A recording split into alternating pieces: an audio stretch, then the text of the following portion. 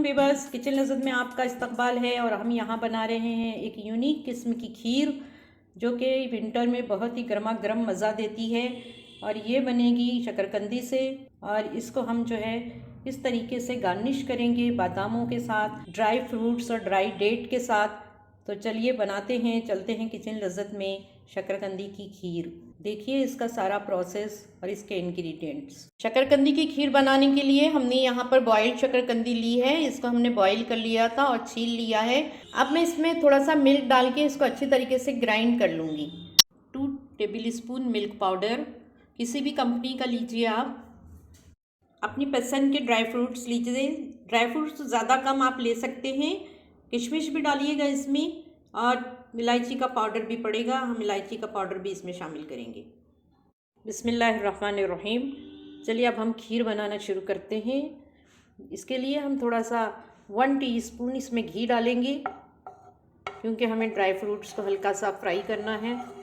देखिए इसको हल्का सा फ्राई करेंगे। साथ ही इसमें मैं तरबूज के बीज भी थोड़े डाल रही हूँ। लो फ्लेम पर इसे रोस्ट करना है। देखिए ये फूल गए हैं और इसका मतलब है ये अच्छी तरीके से फ्राई हो चुके हैं। अब मैं इसको निकाल देती हूँ इसमें से। देखिए इसी घी में मैंने ये यहाँ पर ड्राई डेट्स डाले हैं, जिसको कि छुआरे कहते हैं। इसको हमने लंबा लंबा काट लिया है बारीक बारीक। इसको ही मैं हल्का सा तल के फिर इसको शामिल करूँगी खीर में। देखिए अब जो है इसी पैन में हम शकरकंदी डाल देंगे। शकरकंदी का पेस्ट है ये, और इसको चलाते रहेंगे कुछ देर। देखिए व्यूअर्स, ये पेस्ट जो है शकरकंदी का, ये पकाते हुए थिक हो चुका है। मैं यहाँ पर दूध शामिल कर रही हूँ इसमें, और फिर इसको हम मज़ीद पकाएंगे ताकि ये जो दूध है ये गाढ़ा हो जाए और इसका मज़ा बहुत दोबाला हो जाएगा, बढ़ जाएगा, क्योंकि इसके अंदर खोआ सा बन जाएगा। चूँकि शकरकंदी गली हुई है, इसे गलाने की तो ज़रूरत नहीं है, लेकिन हमें इसे जो थिक करना है अभी चलाकर।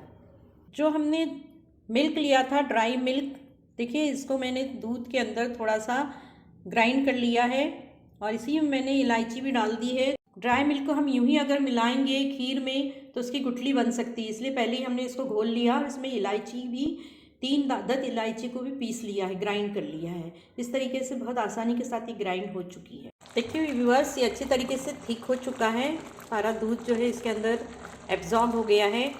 साइड में जो लगा हुआ है इसको निकालते रहिए, इसमें डालते रहिए। और अब जो ये मिल्क है ये मैं इसमें डाल दूंगी। ड्राई मिल्क में ही मैंने शुगर भी मिला ली थी, और आप अगर चाहें तो कंडेंस मिल्क भी इसमें डाल सकते हैं। बहुत ही अच्छी इलायची की खुशबू आ रही है इसमें से। देखिए यहाँ पर मैं जो है ड्राई फ्रूट्स इसमें मिला रही हूँ, थोड़े से गार्निश करने के लिए रख देंगे हम, और इसको पकने देंगे। अभी खीर पक रही है। कुछ दाने मैं केसर के इसमें डाल रही हूँ। देखिए ये यहाँ पर मैंने ले लिया है ज़ाफ़रान, और इसमें से कुछ धागे मैं इसमें डाल दूँगी इसके उठा के। इससे इसकी खुशबू बहुत अच्छी हो जाएगी और इसका कलर भी बहुत अच्छा हो जाएगा।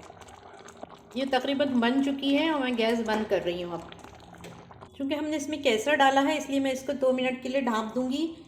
फ्लेम बंद है और इसको मैं ढाँप रही हूँ अभी, ताकि तमाम खुशबू इसके अंदर इन्हेंस हो जाए, और अच्छे तरीके से जो हमने ड्राई फ्रूट्स डाले हैं वो हल्के से नरम भी हो जाएंगे, तो अच्छे लगते हैं नरम जब होते हैं। तो देखिए बहुत अच्छी सी खीर बन के तैयार हो गई है। इसको आप डिश आउट करते हैं।